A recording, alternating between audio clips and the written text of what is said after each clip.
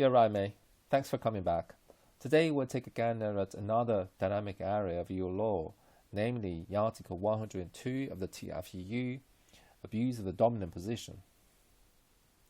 Pursuant to Article 102 of the TFEU, any abuse by one or more undertakings of a dominant position within the internal market, or in a substantial part of it, shall be prohibited as incompatible with the internal market insofar as it may affect trade between member states. In the same statutory provision, the EU legislators give a non-exclusive list of behaviours that may constitute abuse. For example, directly or indirectly imposing unfair purchase or selling prices, or other unfair trading conditions.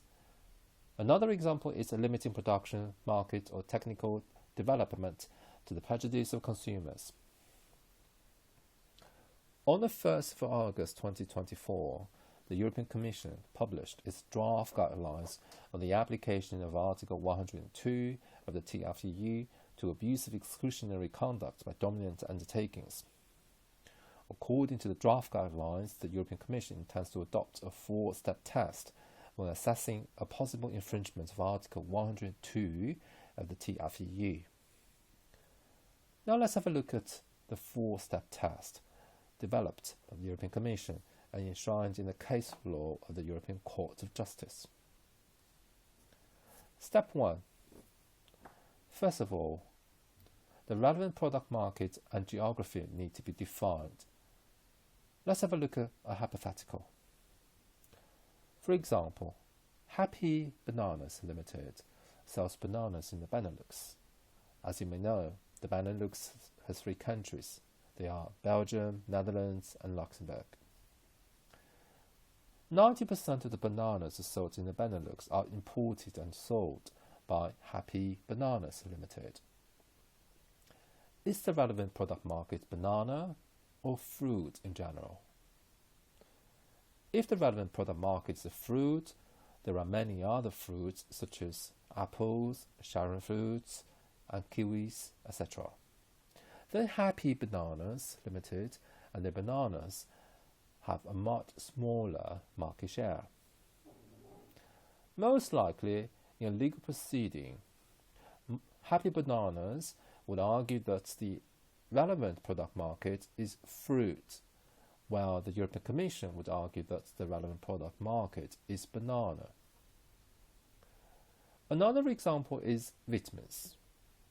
For instance, Vitamin To Go Limited sells both vitamin C and vitamin D in Italy. Is the relevant product market vitamin C or all vitamins? Step 2. The issue as to whether the undertaking concerned holds a dominant position needs to be assessed.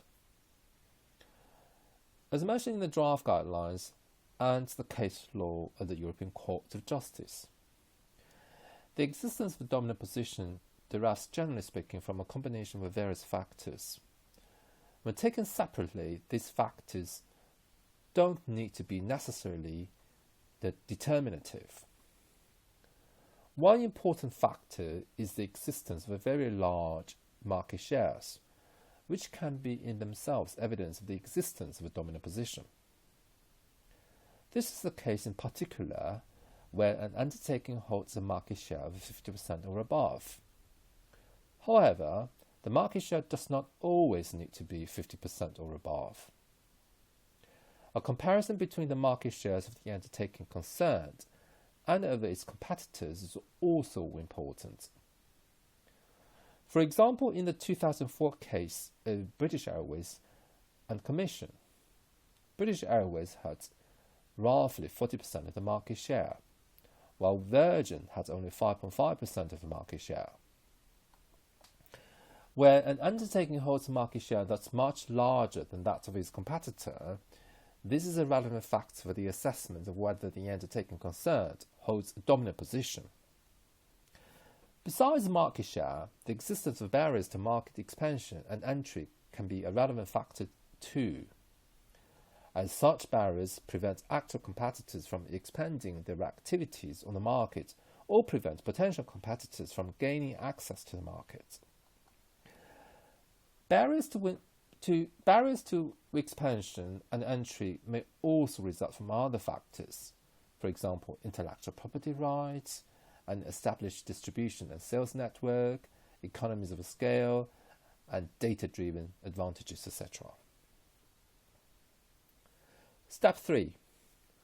After having defined the relevant product market and having defined and identified the dominant position, one needs to answer the question as to whether the conduct of the dominant undertaking is likely to be abusive. When assessing the conduct of the dominant undertaking, the European Commission plans to adopt a two-pronged test, namely whether a specific conduct departs from competition on the merits and whether the conduct is capable of having exclusionary effects. The first prong. The spirit of Article 102 of the TFEU hinges on the belief that dominant undertakings have a special responsibility not to allow their conduct to impair effective competition on the internal market.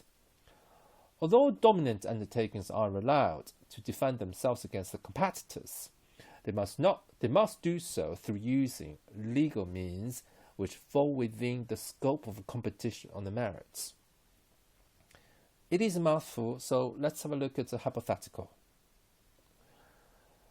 Bicycle Technology Limited is the market leader in the development of software needed for self-riding bicycles. Over the last 3 years, Bicycle Technology Limited has had a stable market share of 75% in the EU. The other 25% of the market is occupied by two small startups. Funky Bikes Limited is the market leader specializing in producing self-riding bicycles and controls 70% of the European market. The software developed by Bicycle Technology Limited is essential for the self-riding bikes made by Funky Bikes. Funky Bikes Limited is most important customer of Bicycle Technology. In order to protect its market share, Bicycle Technology Limited decides to offer up to 30% discount to Funky Bikes on the conditions that Funky Bikes does not purchase any self-riding software from the other two startups. Thus, this exclusive purchase agreement between Bicycle Technology Limited and Funky Bikes Limited for lender the scope of competition on the merits? What do you think? In paragraph 89 and 90 of his judgment, Hoffmann-La Roche and Commission of the 13th of February 1979, the European Court of Justice holds as follows. An undertaking which is in a dominant position on market entices purchasers, even if it does so at their request, by an obligation or promise on their part to obtain all or most of their requirements exclusively from the said undertaking, abuses its dominant position within the meaning of the treaty. Whether the obligation in question is stipulated without further qualification, or whether it is undertaken in consideration of the grant of a rebate. This stance has recently been reiterated by the European Court of Justice in its recent opinion, Intel Cooperation and Commission. Moreover, the established case law of the European Court of Justice has also been wholeheartedly followed by the European Commission. For example, as mentioned under paragraph 53 of the draft guidelines, exclusive dealing can be seen as a relevant factor to establish the conduct departs from competition on the merits. The second prong, whether the conduct is capable of having exclusionary effects. Pursuant to paragraph 60b of the draft guidelines, certain types of conduct are generally recognized as having a high potential to produce exclusionary effects. This presumption applies to, for example, exclusive purchase or supply agreements and rebates conditional on the basis of exclusivity. It's worth mentioning that a company can submit evidence proving that their conduct is not capable of restricting competition, and in particular of producing the alleged foreclosure effects.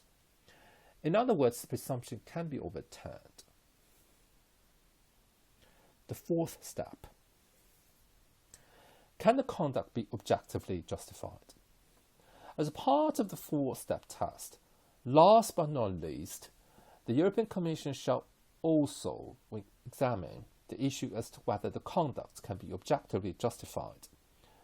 An abusive conduct can be objectively justified through successfully invoking the so-called objective necessity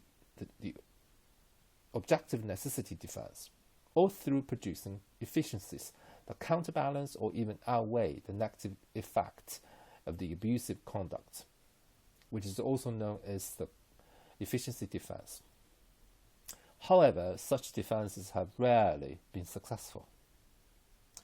Okay, this is what I want to share about Article 102 of the TFEU, abuse of the dominant position. I hope that you like my videos. If so, please give a thumbs up and subscribe. Thank you very much. Take care. Bye-bye.